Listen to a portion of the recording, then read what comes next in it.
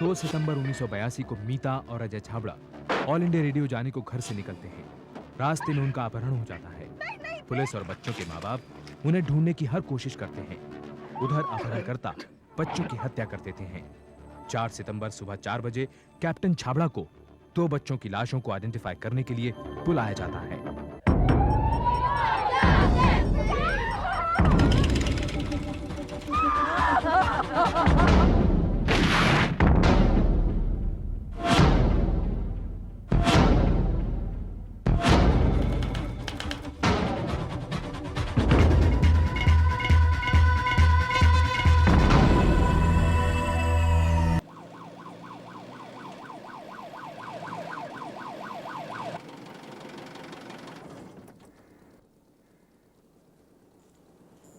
मेरा मन कहता है कि हमारे बच्चे नहीं होंगे।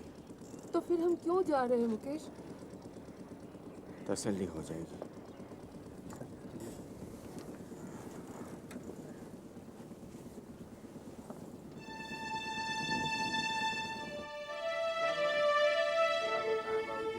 हम रोज की तरह जिस तरह गैया चराने जा रहे थे, रमा, तुम तुम यहीं रुको, मैं देख कर आता हूँ।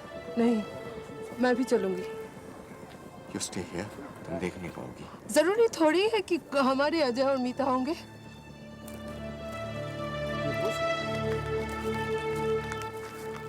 कैप्टन साहब, बॉडीज बहुत ही खराब हालत में है। आप ये सामान देखकर ही पहचान करिए।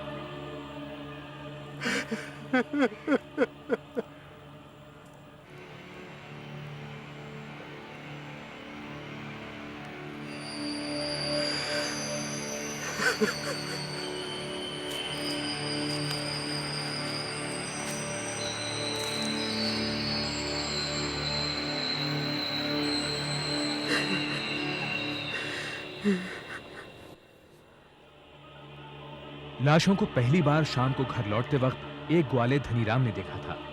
उसने उसी रात पुलिस को खबर कर दी। मीता के बदन पर चाकू के 4 घाव थे और अजय के शरीर पर 20। लाशें बुरी तरह सड़ चुकी थीं।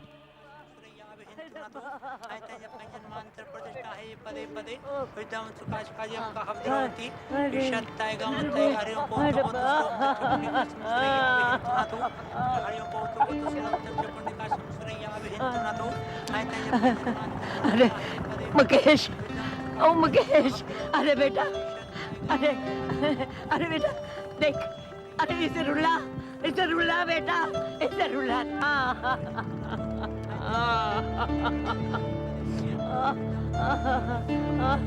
आय रब्बा।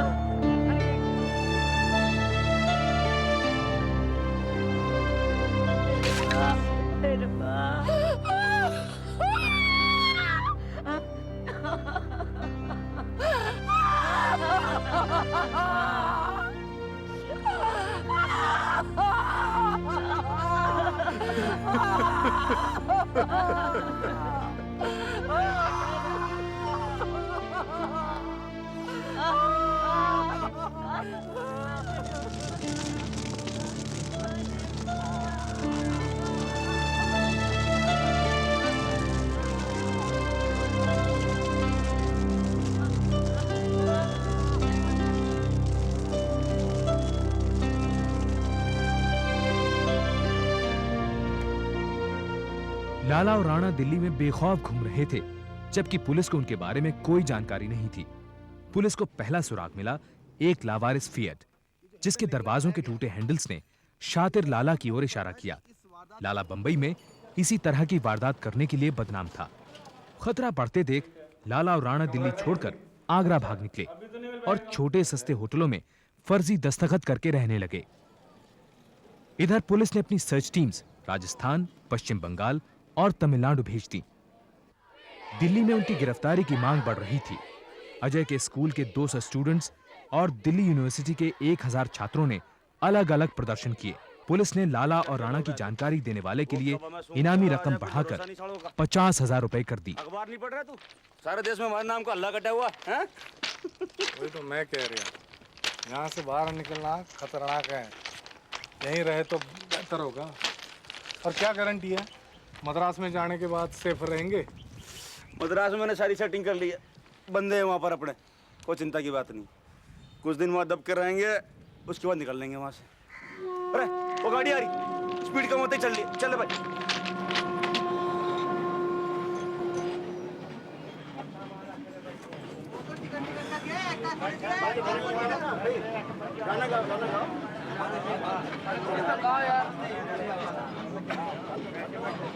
किथे बड़ा आ रहा है वो तुम्हें पता नहीं? आर्मी तो कंपार्टमेंट है। भी तो फौजी हैं। अरे बेस कहाँ तेरा? रेजिमेंट कौन सा है? बोल। लीव वारंट दिखा दे फिर। वो तो गुम हो गया लीव वारंट तो। वो आई कार्ड तो होगा तेरे कोल। I card cut. अरे यार ये तो लाला राणा है। अरे भाई तू लाला राणा है ना? नहीं। राणा है तू? नहीं। अरे तुम दोनों लाला राणा हो। अरे झूठ मत बोलो, तुम लाला राणा है। दिखाओ अपनी तस्वीर। हम लाला राणा नहीं। अरे सूबेदार साहब, सूबेदार साहब, ये लाला राणा है। फाड़ के रखो जवानों।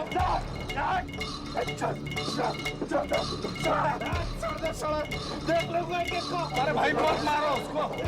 अरे मत मारो उसको, ये मेरा छोटा भाई है।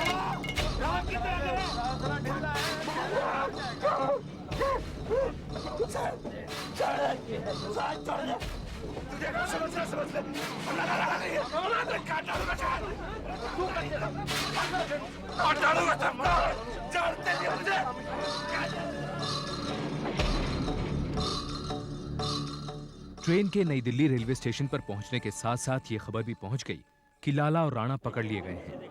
स्टेशन पर सैकड़ों लोग जमा हो गए। तनावपूर्ण माहौल को संभालने के लिए वहां भारी तादाद में पुलिस भी मौजूद थी। बहुत नानुकुर के बाद लाला और राणा ने अपनी असली पहचान कबूल की, मगर मेट्रोपॉलिटन मजिस्ट्रेट के सामने आइडेंटिफिकेशन परेड में शामिल होने से इनकार कर दिया, जिस पर उन्हें पुलिस रिमांड में भेज दिया गया। क्यों रे, तू बयान देना चाहता है? लाला और राणा ने मेट्रोपॉलिटन मजिस्ट्रेट और पुलिस के सामने इकबालिया बयान दिया। उन्होंने पुलिस को कृपाण खरीदने की जगह से लेकर तलवार छिपाने की जगह तक वारदात की हर बात तफसील से बताई।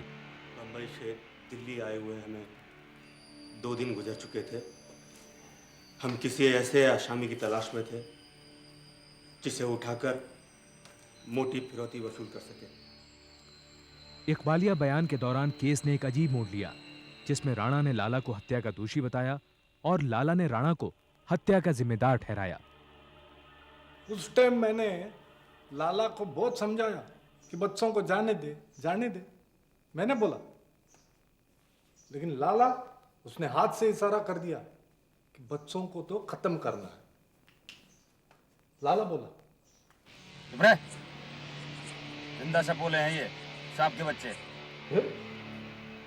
फिर उसने बच्चे पे उस कुर्बान से ऐसे वार करने शुरू कर दिए, ऐसे वार करने शुरू कर दिए साहब जी, पूरे 10 मिनट तक लाला उस बच्चे पे वार करता जा। राणा अजय को झाड़ियों में ले गया एक किनारे पे खत्म करने के लिए। छोरे को निपटाने के बाद राणा कार के पास वापस लौटा। बड़ा उतावला हो रहा था वो। बोला, छोरी अकेली है।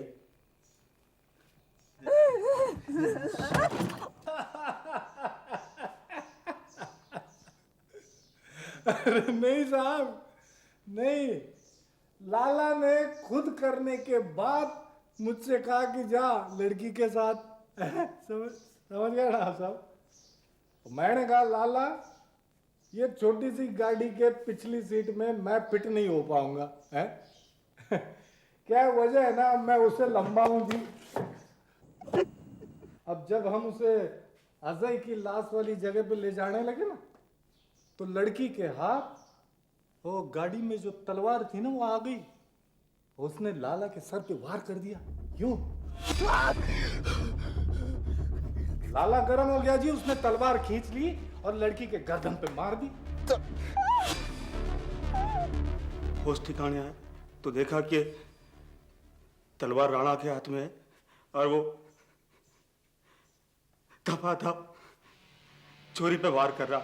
इकबाल जुर्म को मद्देनजर रखते हुए मामला सेशंस कोर्ट पहुंचा।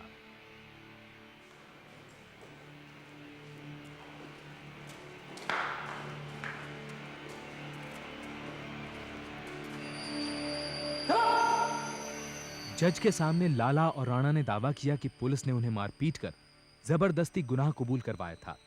इस आधार पर उन्होंने आरोपों को झूठा बताया और खुद को बेगुनाह। तुम्हारे खिलाफ यह आरोप है कि तुम दोनों ने 2 सितंबर 1982 को मीता छाबड़ा के साथ अपर रिज रोड पर बलात्कार किया। तुम्हारा क्या कहना है? झूठा है, झूठा है साहब जी। मैंने तो ये लड़की को जिंदगी में नहीं देखा। तुम्हारे खिलाफ यह भी आरोप है कि तुमने अजय और मीता छाबड़ा का खून किया है। वो गलत है साहब जी, गलत है।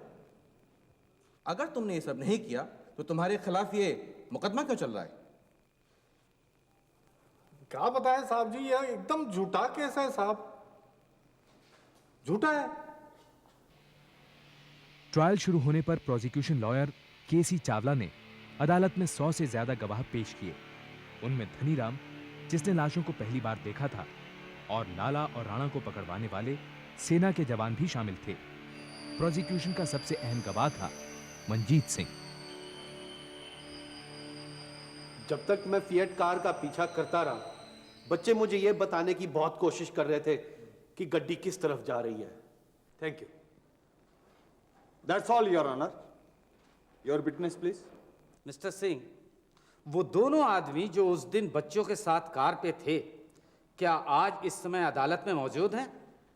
जी, ज्यादातर तो मैं गड्डी के पीछे ही रहा, इसलिए मैं ड्राइवर और उसके साथी को ठीक से देख नहीं सका। मैंने तो सिर्फ बच्चे नजर आ रहे थे। That's all milord. क्यों बार बार मुझे टॉर्चर कर रहे हैं? मैं सबके सामने नहीं कह पाऊंगा। देखिए, जब तक आप खुद नहीं बोलेंगे कि उन दोनों ने मिलकर आपकी बेटी के साथ रेप किया है, तब तक मैं ये इशू कोर्ट में कैसे उठा सकता हूं? Please captain Chhabra, please. हमारे पास कोई मेडिकल प्रूफ नहीं है कि आपकी लड़की के साथ रेप हुआ है। आपको अपनी विटनेस में यह क्लियरली मेंशन करना होगा कि उन दोनों ने मिलकर आपकी बेटी के साथ। एक बाप के सामने उसकी बेटी के बारे में कैसे कह सकते हैं साहब? Isn't it enough that they killed both my children?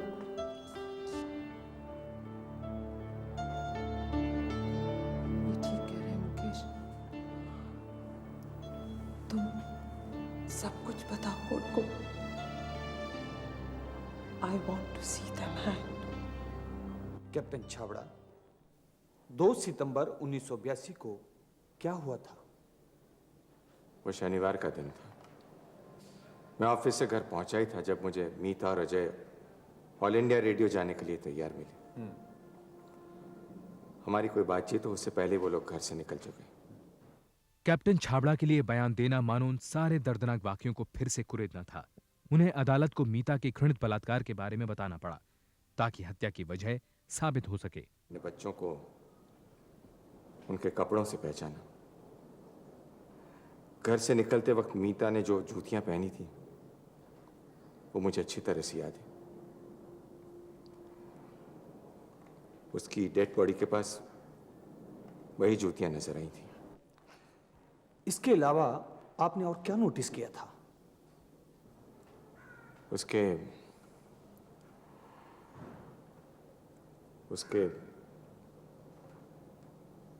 Undergarments वहां नहीं थे। मतलब आपकी लड़की किस हालत में थी? उसकी हालत से साफ पता लग रहा था कि उसके साथ रेप किया गया। She had been raped. Your honour, लड़की की लाश बिना अंडरगारमेंट्स के मिली और दोनों मुलजिमों ने मेट्रोपॉलिटन मजिस्ट्रेट की अदालत में यह कबूल किया है कि उन्होंने पहले तो लड़की के साथ बलात्कार किया और फिर उसके अंडरगारमेंट्स अपने साथ लेकर राम मनोहर लोहिया अस्पताल जाते हुए कहीं रास्ते में फेंक दिए। योर ऑनर, ऐसा कोई मेडिकल सबूत नहीं मिला जिससे बलात्कार प्रमाणित होता हो। पोस्टमार्टम के बाद लड़की के शरीर के नाजुक अंगों पर किसी भी प्रकार की कोई भी चोट नहीं पाई गई। शरीर के नाजुक अंगों का सही सलामत होना यह साबित नहीं करता है कि बलात्कार नहीं हुआ था। और इसके अलावा लाशें इतनी बुरी हालत में मिली हैं कि नाजुक अंगों को चोट ना लगना कोई ठोस सबूत नहीं है। Thank you your honour. Your witness. आपके बच्चों ने ऑल इंडिया रेडियो जाने के लिए लिफ्ट ली, क्या आपने उन्हें इस बात की इजाजत दी थी? मेरे इजाजत देने का सवाल ही कहाँ उठता है, क्योंकि उन्होंने इसके बारे में मुझसे कुछ पूछा ही नहीं। ऑल इंडिया रेडियो कैसे जाएंगे इसके बारे में हमारी कोई बात ही नहीं हुई थी। अच्छा, आप अपने बच्चों को छोड़ने खुद क्यों नहीं गए? यही वो सवाल है जो 1000 बार मैं अपने आप से पूछ चुका हूं। ट्रायल के बीच अचानक लाला ने अपना केस खुद लड़ने का फैसला किया। राणा का केस सरकारी वकील के पास ही रहा। अपने बचाव में लाला ने 21 गवाहों को अदालत में बुलाया। उसका पहला गवाह था राष्ट्रीय दैनिक का एडिटर हरीश धवन। धवन जी, इसमें मुझे बताया गया है कि छाबड़ा जी की बच्चों की हत्या मैंने की है। आपके पास क्या सबूत है इस बात का? हमने सिर्फ पुलिस की जांच पड़ताल के हिसाब से यह खबर छापी है, बस। इसमें एक जगह रिपोर्ट छपी है कि विश्वस्त सूत्रों से पता चला है कि लाला और राणा ने मीता और अजय जैसे मासूम बच्चों। ये आपके विश्वस्त सूत्र कौन से हैं धवन जी? सॉरी, मैं उनके नाम नहीं बता सकता, वे बताना नहीं चाहते। क्यों नहीं आना चाहते शाम? धोखाधड़ी है जनाबी है। लाला और राणा को सजा सुनाने के लिए सेशन जज के सामने सारे सबूत मौजूद थे। घायल हालत में उनका हॉस्पिटल जाना, लावारिस पड़ी फिएट, लाश के आसपास बरामद बाल और खून के कतरे जैसे सबूत के आधार पर जज ने फैसला सुनाया। ये अदालत इंडियन पिनल कोड की धारा 302 के तहत फांसी की सजा सुनाती है। हाई कोर्ट में अपील की, जहां केस 4 महीने के लिए फिर अटक गया। इस दौरान कैप्टन छाबड़ा की मां बच्चों की मौत के सदमे से चल बसी। कैप्टन छाबड़ा और रमा छाबड़ा के पास बच्चों की याद के सिवा कुछ नहीं बचा था। तुम्हें याद है मुकेश, जब हम श्रीनगर गए थे, बहुत बर्फ पड़ी थी, है ना? हाँ, मीता ने स्नोमैन बनाया था और अजय ने अचानक आकर उसको तोड़ दिया। अगले दिन मीता मुंह फुलाकर घूमती रही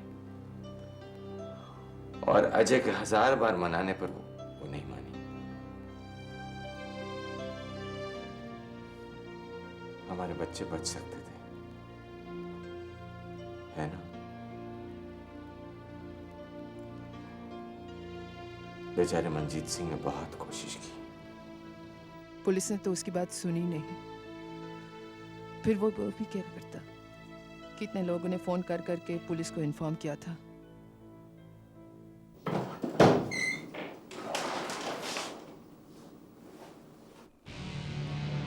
अंदर कैसे आ गया? हिम्मत कैसे हुई आपकी यहाँ आने की? आई एम सॉरी कैप्टन साहब। आप लोग अपने आप को समझते क्या हैं? दरअसल मैं आपसे ये कहने के लिए आया था कि हमारे बच्चों को मरे हुए आज 1 साल हो गया और उनके कातिल अभी तक जिंदा हैं। 1 पूरा साल हो गया है और हम अदालतों के चक्कर काट रहे हैं। ये देख रहे हैं? ये है अजय की कॉपी। होमवर्क आधा छोड़कर गया है वो। इतना सा तो था वो दोनों हार्डकोर क्रिमिनल्स। फिर भी मेरे बच्चे ने मुकाबला किया।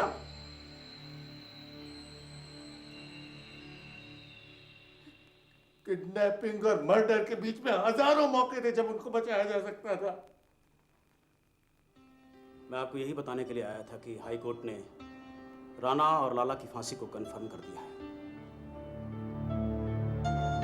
लेकिन ये लड़ाई यहां खत्म नहीं हुई। हाई कोर्ट के फैसले के खिलाफ लाला और राणा ने सुप्रीम कोर्ट में अपील दायर की। योर ऑनर, क्या हम जनता तक ये संदेश पहुंचाना चाहते हैं कि सोसाइटी अब इंसानों के लिए सेफ नहीं है? जी नहीं योर ऑनर। सुप्रीम कोर्ट में चल रही बहस के दो पहलू थे। प्रोसिक्यूशन के अनुसार मेट्रोपॉलिटन मजिस्ट्रेट को दिया गया बयान दोनों अभियुक्तों को सजा दिलाने के लिए काफी था। डिफेंस का दावा था कि बयान दबाव में आकर दिया गया था। पुलिस रिमांड में दी जाने वाली 3rd डिग्री टॉर्चर के बारे में तो मेरे काबिल दोस्त को मालूम ही होगा। ऐसा टॉर्चर जिसके सामने हारकर कोई भी इंसान एक क्या 1000 मर्डर का इल्जाम अपने ऊपर ले सकता है। कहीं लर्नर डिफेंस लॉयर अदालत को 3rd डिग्री टॉर्चर पर लेक्चर देने की कोशिश तो नहीं कर रहे हैं? नहीं योर ऑनर। लेकिन जज के अनुसार उनके सामने ऐसे सबूत मौजूद थे जिससे इकबालिया बयान की पुष्टि हो रही थी। कोर्ट का मानना था कि समाज में अमन चैन बरकरार रखने के लिए जसबीर सिंह उर्फ लाला और कुलदीप सिंह उर्फ राणा जैसे दरिंदों का सफाया जरूरी था। 5 नवंबर 1986 को सुप्रीम कोर्ट जज ने माफी की अपील ठुकराते हुए लाला और राणा की फांसी की सजा बरकरार रखी। 20 दिसंबर 1986 को मीता और अजय छाबड़ा की हत्या के 4 साल बाद लाला और राणा को उनके किए की सजा मिली। सुप्रीम कोर्ट की स्पेशल परमिशन से रमा और कैप्टन छाबड़ा ने उन्हें अपनी आंखों के सामने फांसी पर चढ़ते देखा। भारतीय कानून के इतिहास में पहली बार किसी को भी ऐसी इजाजत मिली थी।